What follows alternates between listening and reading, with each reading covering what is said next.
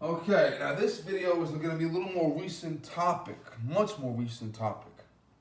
There was a recent revelation which a lot of people suspected for a while in the Derek Chauvin George Floyd incident. We suspected it for a very long time, and now it's pretty much rock solid. We now know beyond any shadow of a doubt that George Floyd died as a direct result of his drug abuse, not Derek Chauvin. So even if he was in the car driving and Derek Chauvin never met him, he still would have died. Although he would have crashed into somebody and killed him, God forbid. Now, I saw the video. I did a watch the video when I'm watching the video and commenting on the video. I am still, and yes, I know George Floyd was a thief and a drug addict, and I know about the pregnant woman. Okay, I'm not gonna be one of these guys. He is a saint. I'm not gonna get into that bullshit. Okay, and I'm not gonna burn down my own fucking neighborhood to support him. Not gonna do that.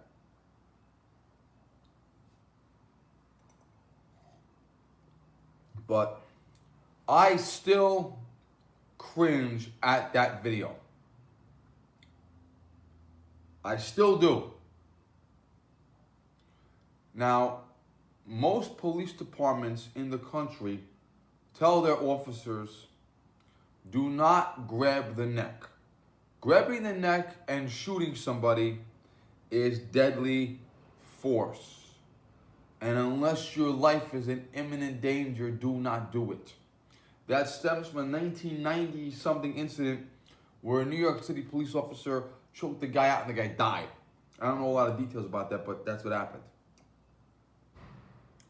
And yeah, and my professor, the Virginia State Trooper, told me a million times, if I'm gonna choke the guy out, I might as well fucking shoot him. Deadly force is deadly force. I'm breaking the guy's neck, I'm shooting the guy, I'm stabbing the guy, I'm hitting the guy in the head with a crowbar, I'm using deadly force. Okay? And unless I am in absolute imminent danger, it is by law not justified. Now, Derek Chauvin also choked out a 17-year-old kid. He had a couple of bumps in his career. He did. I'm not going to paint George Floyd as a saint, but I'm also not going to paint Derek Chauvin as a saint. You have to look at it logically both ways. Now, George Floyd was being investigated for having a counterfeit bill. I heard a Secret Service agent say in a documentary once, because they're the ones that normally do counterfeit investigations, that every one of us has handled a counterfeit bill, whether we knew it or not. And a lot of times you find a counterfeit bill, you send it to the Secret Service, and you tell the Secret Service, we don't think the guy did it on purpose, we don't want to press charges. And the Secret Service adds it to their collection. And they have massive collections, and they analyze every square inch of the bill, and they see what bill looks like that bill, might have came from that printing press, might have been done by that foreign country, they do all that bullshit. Now, if it's an election year, you may very well have the mayor come along and say, listen, dude, the cop took your $20 bill because it was counterfeit and gave it to the Secret Service. Here's $20. Please, here's $20. Here, $20, here you go. Thank you, goodbye. Okay? You damn near need to prove the guy either printed the bill himself or knew it was a counterfeit. And George Floyd is not exactly a smart guy. So that's why he's being investigated. But he's getting in his truck to drive and he's under the influence of drugs. He has enough drugs in his body to kill 10 people. And he does eventually die from a drug overdose, obviously. So he's being arrested now for driving while intoxicated. Now, you can get arrested if you drive under the influence of any substance that impairs your reasoning. Whether it's alcohol, marijuana, crack, NyQuil. You can take prescription medication and have a prescription legally and take the dose the doctor told you to. But if you're passing out at the wheel, they can arrest you. So when the doctor says take this medication for this medical reason, and I'm on blood pressure medication, full disclosure, you always ask the doctor, is this medication going to make me drowsy? Because I need to drive. And my uncle, I had an uncle who was, they say he had a learning disability. Well, my uncle works at the animal shelter. He has to drive there, drive back and forth. Now they work around the clock at the animal shelter, so no one's on call anymore. But at one point, they had to rotate being on call overnight to drive and pick up dogs and shit. And my uncle gets a prescription from a neurologist who's supposed to be really smart. And my uncle looks it up and it says super drowsy. So my uncle talked to the doctor and said, listen, I can't take this twice a day. I can only take it when I'm home and not going back out again. So you always make sure, anytime you put something in your body, is it going to make me drowsy or impair my thinking, period. And if you think you're drunk, you're drunk. It is better to think you're drunk and not drive than think you're sober and drive. Now, George Floyd is not a smart guy. He's not thinking that way. He's tuned up. He's depressed. His mom passed away. He gets nervous by going in the police car. He's frantic. He does kick an officer, which is a felony, by the way, blah, blah, blah. And they get him down in the position. When they get him down, they put the knee on his neck. Now, by legal definition, you are only allowed to touch the neck, the throat, if your life is in danger. At the exact moment Derek Chauvin does this to him, he is in submission. So by definition, Derek Chauvin is still wrong. Now, if it is proven beyond all doubt, no questions asked, that Derek Chauvin did not kill George Floyd, by definition, regardless of my opinion on that subject, they need to remove that from his conviction. Maybe he still gets convicted of assault. Maybe it's still a felony. But that needs to be removed from his conviction. Whether it's done by an appeals court, a pardon, a commutation, a new trial. But that is the way it is. Now, we had an incident in my hometown over a year ago where they said a guy was arrested and every officer acted accordingly except one. And then a couple of months later, they show the video. This is the police department doing it themselves. There was a guy stolen a car, like a fucking maniac, speeding, red lights, all that bullshit, crashing here, crashing there, taking off again. They try to get him into custody. They finally got him out of the car after a crash. There were a couple bruises on the cops here and there, nothing major, thank God. They get him on the ground. They're tasing him. They're wrestling with him. They're using foul language against him. Once they get him in submission, the sergeant comes over, grabs him by the hair, and starts punching the fucking shit out of him. Every single guy in that team was tasing him, tackling him, wrestling with him, cursing at him while he was resisting arrest. But because the sergeant did this, boom, boom, when he was in submission, that is by definition excessive use of force. And the sergeant ended up in more trouble than the guy. He had to resign. He was put on trial. He most likely pled guilty to a misdemeanor and went home on probation with a fine, but he got in a lot of trouble. Now, I've seen some officers in pretty crazy restraints, usually on documentaries, cops. There was a documentary, a reality TV show over 20 years ago on Court TV. Like, there were several different beaches, okay, like beach rescue, okay? It was real life footage from lifeguards at the beach. They all do rescues, some of them have parking tickets, some of them have handcuffs and arrest guys, because you're the lifeguard, you got to arrest the guy until the cop gets there. Okay, and it got a little wild. This was about 20 years ago. I saw a video, this is crazy. It's an off-duty police woman. She's at the beach on recreation, and she catches a guy doing something. And the cameras run over, and the lifeguards run over, and they call for backup and bring the guy in. When they went over there, this was the weirdest look in the world. The guy is laying face down.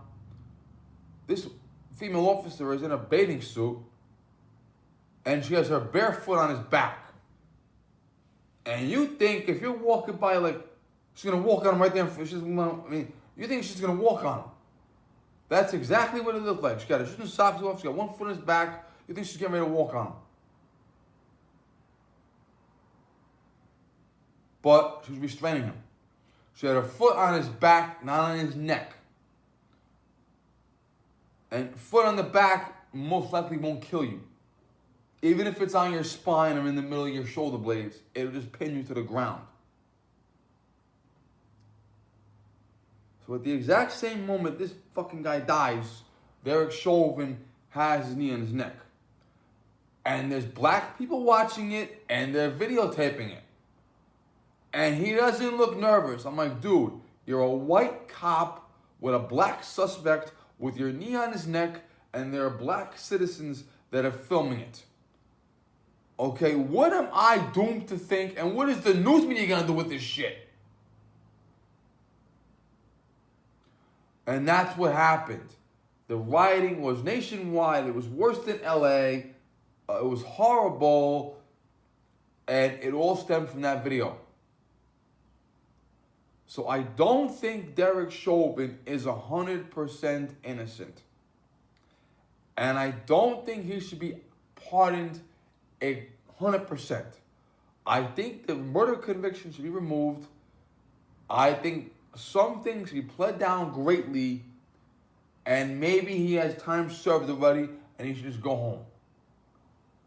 Maybe that's what I think now. Okay, he still did a deadly move. He still put his neck on the guy's, he still put his knee on the guy's neck when the guy was in submission, which is by definition still excessive use of force. He still did that. So maybe firing him and convicting him of assault was a better option. But between the prosecutor, the judge, it was a jury trial, which is very rare, by the way. They were probably thinking, if we don't convict this guy, they'll burn the whole fucking city to the ground. So that might have been it. So yeah. Now, me personally, I'm telling you now, unless the guy, whether you could be a private citizen seeing a person and grab the guy. You could be a store detective and tackle the guy. Okay, you could have a guy in your apartment. Okay, you could have a guy attacking your girlfriend. If you, for whatever reason, find yourself in a situation where you're restraining someone to wait for police to arrive or whatever the fuck you're doing, I strongly advise you, especially if you're white and they're black, I strongly advise you, for the name of Christ, do not touch their neck unless you are satisfied they're going to kill you. Okay? If the guy's reaching for a knife and you put your knee on his neck and break his neck, fine. But unless you are satisfied that guy is going to kill you, do not put your knee, your foot, your arm, your hand, do not touch his neck. Period. And if I'm in a situation where I'm breaking my rule, and the fucking guy is saying, I can't breathe. If I'm stupid enough to have my knee on his neck in the first place, you bet your ass I'm taking my knee off. Because if that fucking guy dies, the last thing I want is for someone to think that I did it. Especially if he's a minority and I'm in a minority neighborhood and I'm on camera. Okay? There are certain mentalities we need to follow. It might not be politically correct to say it, but I've never had a politically correct channel. That's the coffee pot beeping. I have coffee in the pot. So,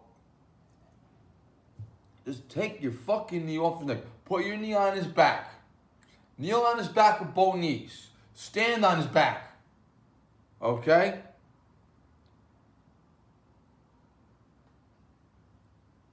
Whatever you fucking do not, and I've never seen anyone use both feet to stand full weight on a guy's back to restrain them. I mean, I've seen it a million times, obviously, in my life, for whatever reason, massaging the guy, whatever. But I've never seen a police officer or a citizen, man or woman, put both feet on a guy's back to physically push them down. The closest I saw to that was the female officer at the beach, where she put her foot on the guy's back. But however you want to hold the guy down, unless he's literally going to kill you, don't touch the neck. And if the guy says, I can't breathe, put your knee literally anywhere else but the neck. I would rather pull out a fucking gun and put it to his head and have both of my knees on the ground and have the gun to his head than have my knee on his neck. That might seem extreme, but I'd rather be in that situation than this situation. And let this be a lesson to all of us. If you make a mistake, and Derek Chauvin had a couple of complaints in the past, who might I talk? He choked out a 17-year-old kid during an arrest. Okay, he had a couple of things in the past, and that also came back to haunt him. So the shit you do in the past will come back to haunt you. And the shit you do on camera will come back to haunt you. Okay? Now, maybe if he put his knee on the guy's back and the guy still died, maybe they still would have been calling for his head.